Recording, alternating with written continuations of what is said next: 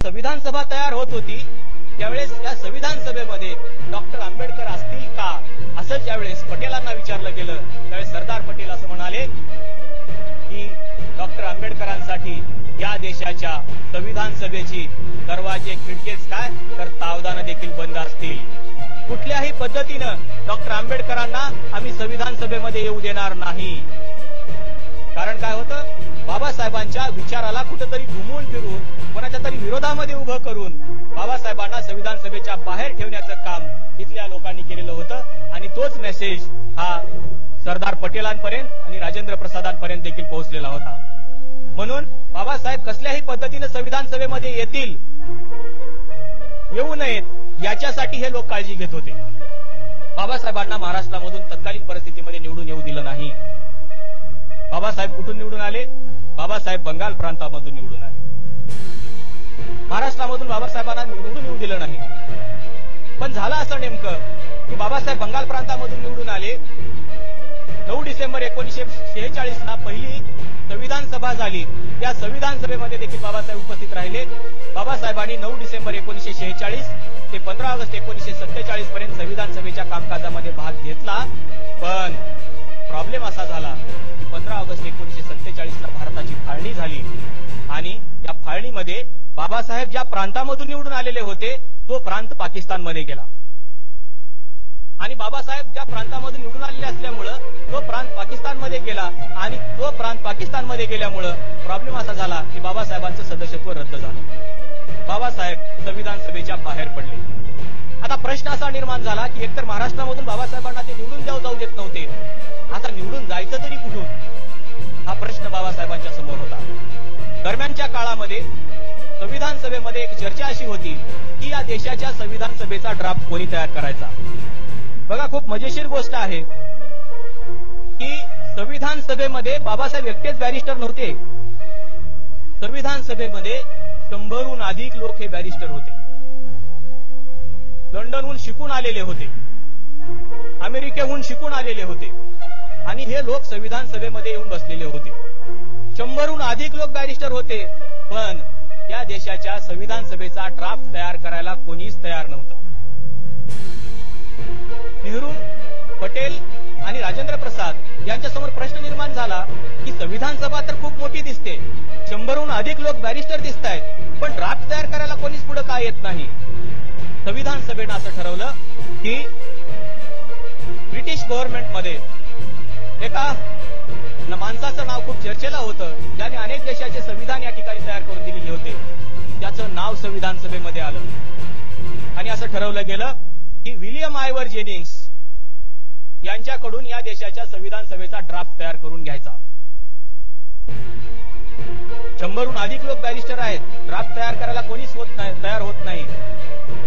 William आयवर Jennings कडे ही बातमी जाते. तत्कालीन परिस्थितीमध्ये नेहरूंची जी बहीण होती विजयालक्ष्मी पंडित या लंडनमध्ये होत्या आणि नेहरूंनी त्यांना कळवलं की तू जा आणि त्या विलियम आयवर जेनिंग्स यांची भेट घे आणि त्यांना निरोप दे की भारताच्या संविधान सभेनं तुम्हाला भारताचं संविधान तयार करण्यासाठी निमंत्रित करायचं ठरवलेलं आहे, तुमचं काय मत आहे.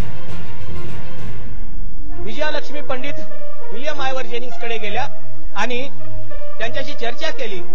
जेनिंग्स असं म्हणाले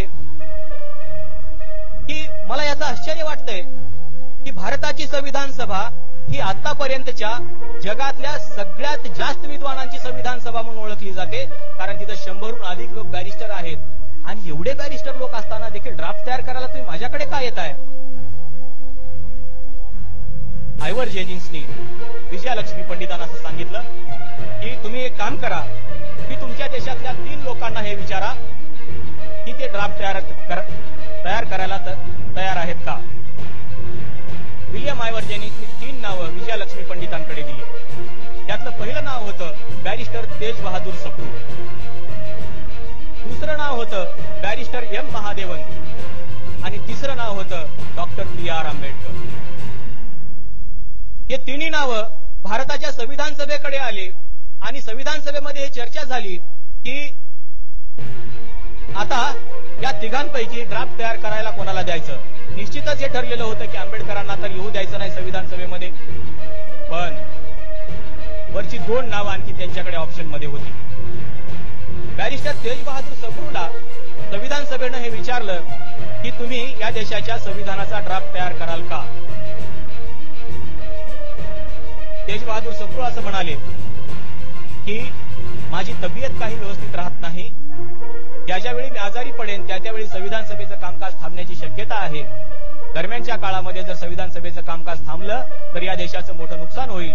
त्याच्यामुळं मी या संविधान सभेमधला इतका वेळ देऊ शकणार नाही. एक नाव बाजूला गेलं. दुसरं नाव संविधान सभेसमोर आलं, barrister M Mahadevan. Barrister M महादेवनला ज्यावेळेस विचारलं गेलं त्यावेळेस ते असं म्हणाले की माझी मुलं परदेशामध्ये शिकायला आहेत, त्यांच्याकडे मला ये जा करावं लागतं आणि मी जर परदेशामध्ये काही दिवस गेलो तर संविधान सभेचं कामकाज इकडे थांबण्याची शक्यता आहे. त्याच्यामुळे मला संविधान सभेला इतका वेळ देणं शक्य नाही. तिसरंच नाव एक ऑप्शन मधलं शिल्लक राहिलं ते म्हणजे डॉक्टर बाबासाहेब आंबेडकर. आणि ज्यावेळेस बाबासाहेबांना हे विचारायला जायचं होतं त्यावेळेस बाबासाहेबांचं संविधान सभेतलं सदस्यत्व गेलेलं होतं. बाबासाहेब संविधान सभेमध्येच नव्हते. पण 9 डिसेंबर 1946 ते 15 ऑगस्ट 1947 दरम्यान बाबासाहेबांनी संविधान सभेसमोर जे काही एक भाषण केलेलं होतं उद्देशपत्रिकेवरचं, ते उद्देशपत्रिकेवरचं भाषण हे संविधान सभेला गाजवणारं होतं. राजेंद्र प्रसादांना हे पक्क पटलेलं होतं की फक्त डॉक्टर बाबासाहेब आंबेडकर हाच एक माणूस असा आहे की हा या देशाचं संविधान चांगल्या पद्धतीने तयार करू शकतो. राजेंद्र प्रसाद यांनी बाबासाहेबांना निमंत्रित करायचं ठरवलं, पण संविधान सभेमध्ये तसं जाता येत नाही, सदस्यत्व पाहिजे. राजेंद्र प्रसादांनी महाराष्ट्राचे तत्कालीन मुख्यमंत्री बाळासाहेब खेर यांना पत्र लिहिलं. सरदार पटेलांचं एक पत्र बाळासाहेब खेरांना आलं. त्या पत्रामध्ये उल्लेख असा होता, औरंगाबाद महानगरपालिकेने त्याच्यावरती एक विशेषांक काढलाय, त्याच्यामध्ये संदर्भ आलेले आहेत. त्या पत्रामध्ये उल्लेख असा होता, बाळासाहेब खेरांना पटेल आणि राजेंद्र प्रसाद हे सांगतायत की महाराष्ट्रामधून कुठल्याही एका सदस्याचा आपल्या राजीनामा घ्या आणि त्याच्या जागेवरती डॉक्टर बाबासाहेब आंबेडकरांना निवडून आणा. पत्र बाळासाहेब खेरांच्या हातामध्ये येतं. बाळासाहेब खेर बघतायत आणि बाळासाहेब खेरांच्या समोर प्रश्न निर्माण होतो की आता राजीनामा कुणाचा घ्यायचा. तत्कालीन परिस्थितीमध्ये एक चांगली व्यक्ती महाराष्ट्रामध्ये राहत होती, बॅरिस्टर जयकर. बॅरिस्टर जयकरांनी असं ठरवलं की मी राजीनामा देतो, माझ्या जागेवरती आंबेडकरांना निवडून आणा. बॅरिस्टर जयकरांनी राजीनामा दिला आणि बॅरिस्टर जयकरांच्या जागेवरती डॉक्टर बाबासाहेब आंबेडकरांना निवडून आणलं गेलं आणि पुन्हा एकदा संविधान सभेमध्ये डॉक्टर बाबासाहेब आंबेडकरांची एंट्री झाली. आणि मग बाबासाहेब आंबेडकरांची एंट्री झाल्यानंतर संविधान सभेच्या कामकाजाला खऱ्या अर्थानं सुरुवात झाली. तोपर्यंत संविधान सभेचं कामकाज देखील थांबलेलं होतं. आपल्याला असं विचारलं जातं की बाबासाहेबांचा काय रोल आहे त्याच्यामध्ये, एवढे लोक संविधान सभेमध्ये होते, त्यांनी काही काम केलेलं नाही का? हा संदर्भ याच्यासाठी मी देतो आहे की 100हून अधिक बॅरिस्टर असलेल्या संविधान सभेमध्ये ड्राफ्ट तयार करायला कोणीही तयार नव्हतं.